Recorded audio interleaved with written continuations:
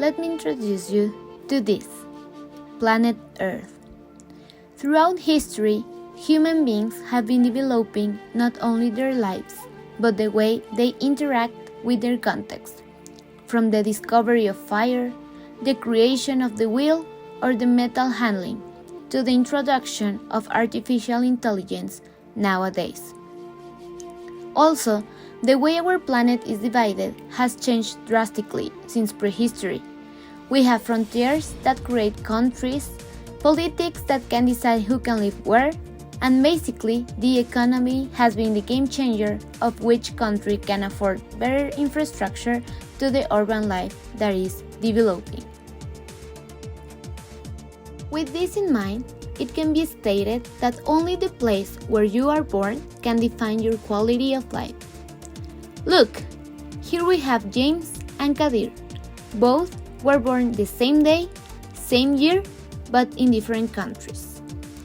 James lives in Chicago, in the United States, and Kadir lives in Diyarbakir, Turkey, the unofficial capital of the Turkish Kurdistan.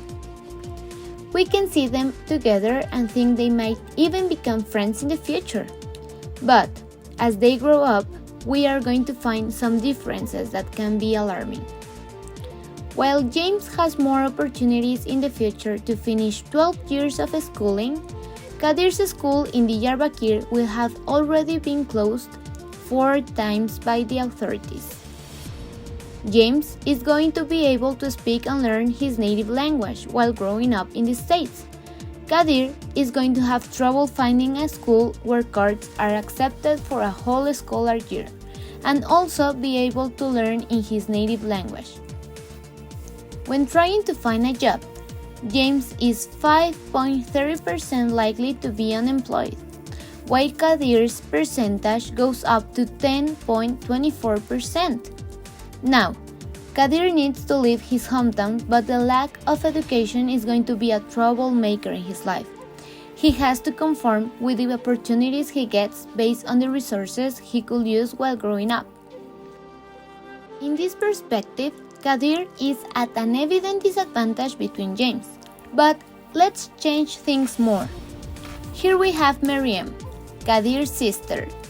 If you thought being a male kid in Diyarbakir was not the best option, imagine being a woman.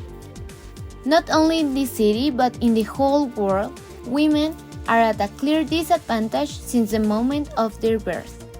So, summing up to the scenario of her brother, Maryam needs to face stereotypes like women do not have to study. When she starts deciding who she wants to become for the rest of her life, comments like, "This is men's job," are going to appear. Then, trying to find a job here is not going to be easy as well. In fact, women with well-paid jobs are 39% less than men.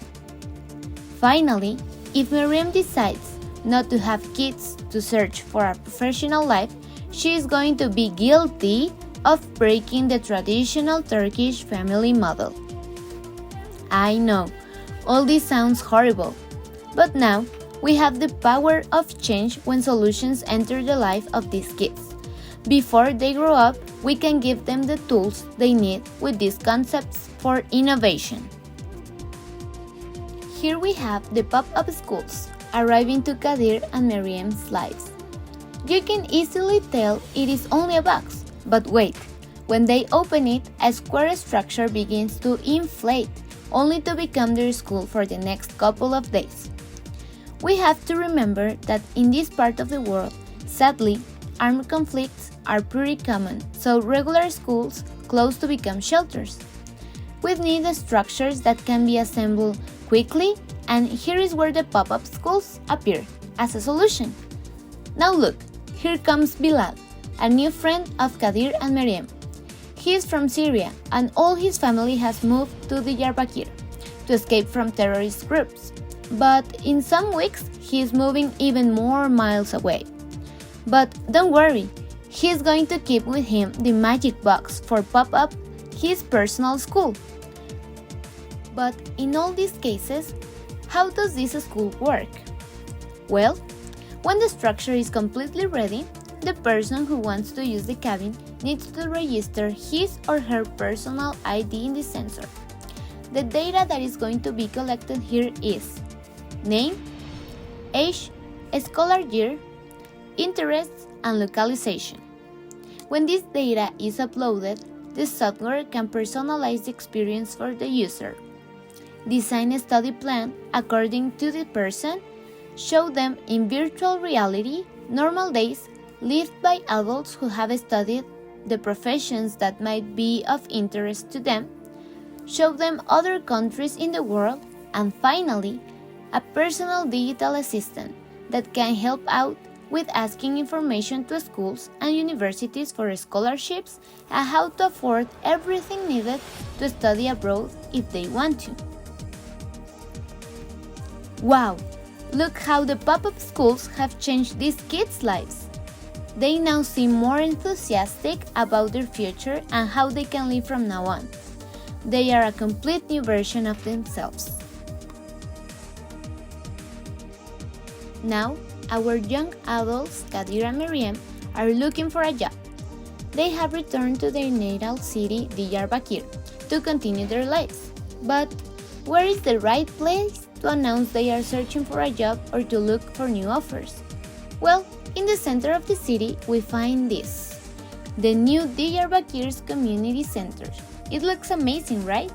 However, the real function for this is not only to give the city another image in front of the world, but being a useful tool to create coexistence among all the inhabitants. The outside of this sphere are LED panels, so any kind of announcement can be done, and everyone can watch it and hear it. New job opportunities, missing people, advertising, or even the news and movie, theater, and dance billboards. Inside, we have spaces for legal, mental, and medical assistance. Also, there is room for conferences, master classes, rehearsal spaces, and residences for artists, and also shelter space for the people in need for that. Finally, the shape of the center is changing depending on the light and weather conditions, only to discover in its center a beautiful outdoor theater for any kind of event. There is no doubt that this is one of the favorite spaces of the majority of the population, since it is a place that integrates the culture of the city and makes it an emblem of identity, promoting equality and respect among the community. Even now, Kadir and Miriam enjoy coming here on weekends with their newly formed families. Urban life is changing around the world, but we cannot forget that it is really different for every country. And even in the same country, we can find a lot of different scenarios that may not be the best for everyone. The empathy is what should rule our lives in the future, not only to respect, listen, and help with the situation the other is going through, but respect with our own planet. The day we as a humanity understand that planet Earth is the only home in the universe we have, we are going to give environmental care the importance it deserves. Then, and only then, can we turn to the sides and convey that respect to the people around us.